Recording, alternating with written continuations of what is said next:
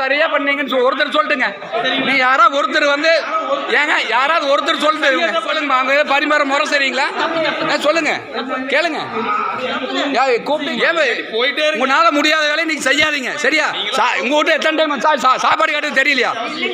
இல்ல நான் சாமி சாப்பாடு எத்தனை டைம் கேட்டுச்சு? அங்க போறீங்க அந்த சாமி இலை ஃபுல்லா சாப்பாடு வச்சிருக்குது. சொல்லுங்க, எங்களுக்கு இதுக்கு வேலை இல்லை சரிங்களா? அந்த குழந்தை எவ்வளவு சாப்பிட்டுரும்? இந்த குழந்தை எவ்வளவு சாப்பிட்டுரும்?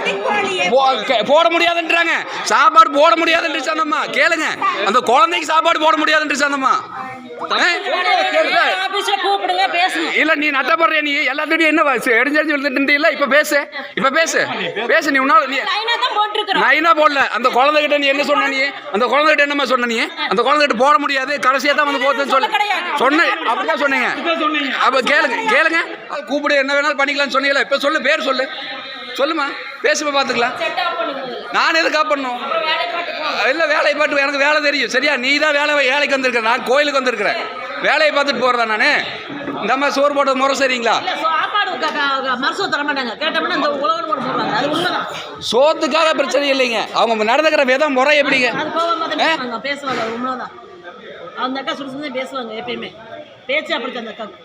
அசிங்கமா நடந்துக்கிறாங்க இவங்க. என்ன இவங்க வீட்டுல இருந்து காசை கொண்டு வந்து போடுற மாதிரி. செய்திகளை உடனுக்குடன் தெரிந்து கொள்ள உடனே சப்ஸ்கிரைப் பண்ணுங்க.